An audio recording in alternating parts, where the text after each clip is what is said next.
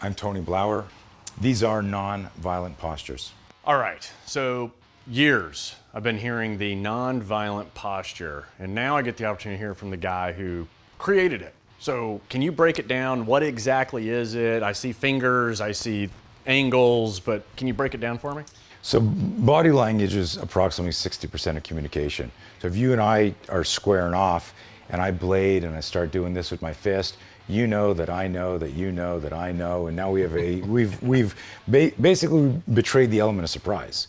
So years ago when I was putting the system together, I said, like, the last person that should know that I know anything about self-defense is the guy I'm gonna hit, right? Right. And so why telegraph it? And if body language is 60% of communication, tone is 30, and your words are 10, right? That meant I had to have a system of nonviolent postures. So we've got multiple. We've got arms crossed, hands on hips, the Jack Benny, no one knows what that is, the thinker position, and the classic negotiation position. Why we have so many different ones is because depending on, you may be a cop, you may be security, you may be a family man out, and your body language should be congruent with where things are in the confrontation. So that's a great nonviolent posture, right? But it's not a nonviolent posture unless you practice fighting from it. And so what we did is we looked at, what if I was caught like this? What if I'm standing here like this and the guy throws a shot there? And so we work it from the protective side, and then we work it from the tactical, preemptive side.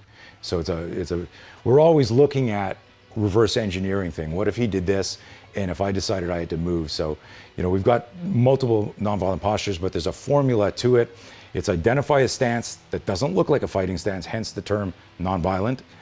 And body language is so subtle. I could be, and this is a classic, Clint, I understand you're upset, right? But if I change the angles of my finger a little bit, says everything. Now it looks like I want to rip your face off. If I blade a little bit, like I just moved an inch or two, and if I lean in a little bit and I go, hey, I don't want any trouble, anybody looking at me from a distance goes, that looks like a fighting stance. Not a good one, but it looks like a fighting stance. If I shift it back and I'm like, whoa, let's talk about this. I'm still playing Battleship. I'm still identifying. I could palm strike him here, I could punch here, I could kick here. So that's basically, in a nutshell, look at the stance. I share people like the Trojan horse metaphor, that the outsider just looks like the wooden horse, if this, hopefully that's not a true story, right? And it's just an urban legend. But inside of it, we're all the soldiers. And that's what I want. When I have a bad guy in front of me, I want him looking at me going, this guy doesn't even know I'm about to, kidnap him, shoot him, kill him, whatever. He doesn't see the warrior inside him. Got it. No, I like it. And so, hands out, but tactically, let's talk about kind of the tactical deception or the Trojan horse that you have going on. The hands out is what? It's just allowing me to have, putting those hands closest to my targets, but also looking non-threat.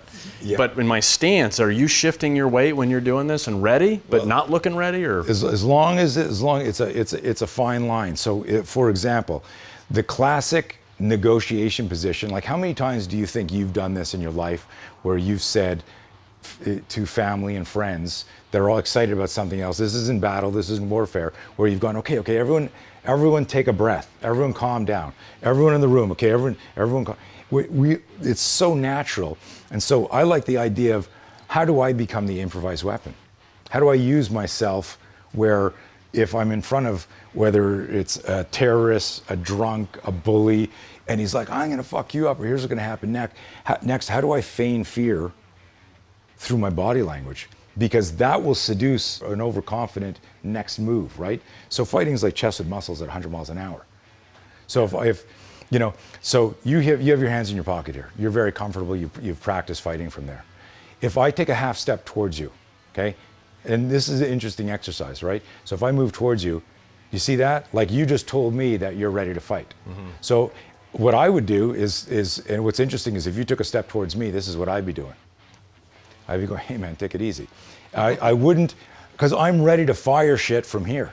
Whether it's a straight shot to your groin, uppercut to the body, and uppercut to the face. The moment I do that, step in again, the moment I do this, that would have actually, if we were really engaged, you would have, I'll step towards you, take your hands out the way you did. I'll go, hey, listen, motherfucker, you fucking got a problem, man? You see that? Telegraph. Right. The telegraph inspires my movement, which inspires your movement. Next thing you know, we're fucking wailing on each other.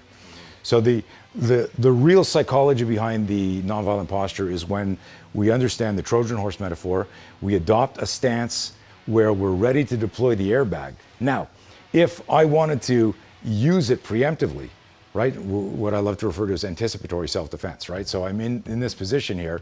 Casey's standing in front of me like this. If I decided that I wanted to smash him in the face first, right? So I had my hands in, well, let's call this the Clint Emerson stance. I like the it, pose. right? So now check this out. If I were actually practicing to understand this, rotate here a little bit. So this would be my motion, right? Because here's what most people do. What did you do to get your hands out? You put them up here, and that would have loaded your boxing. If I decided that I was going to preemptively hit Casey, I roll this thumb, and it's pop. There's a quick shot to the nuts, right? His head comes forward. When it comes forward, is that another uppercut as a boxer? Is that the spear? Is that grabbing the head? Is that kneeing? So you can do whatever you want, but I would never, if I were using the system, I would never do that. When I took you couldn't see this, but when I took my palms out, his eyes went, what's he gonna do, right? So he knew, so he knew something's up. But, so here's the thing is when you have these 4 or 5 congruent stances, I can be here like this, and I could be going, oh shit, I think we're gonna fight. And I go, hey, listen, man, look at that transition comes up. This is behaviorally sound so that it's not something that makes him go, oh, this guy's ready.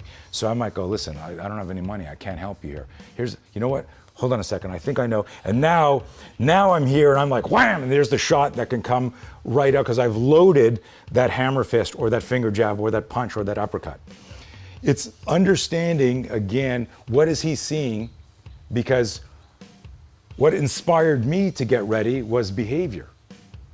So behavior is going to inspire him, which is why the nonviolent posture is morally, ethically, legally something everyone should study. Everyone needs to include it. If all you study is this, then you'll be like, what the fuck? And you'll get ready. Now you betrayed the element of surprise. You told the guy, let's fight. I had a student get his ass kicked doing that years ago in the 80s, because he was about to get mugged. 2 guys triangulated on him, and he stepped back into a stance. He was like, guys, let's not do this. And then he threw a kick at one of the guys, almost hit him. The guy flinched. The other guy sucker punched him. They beat the shit out of him. And he says to me, Coach, I got mugged, and I'm sorry, I didn't use the system. And I'm like, well, what happened? When he tells me what happened, he went right into telegraphing his intention. Had the 2 guys walked up to him and he had feigned fear, right? So if Casey says, give me your wallet, and I'm like this, walk towards me, and I don't fucking have any money, I can't help you. What's he gonna do here?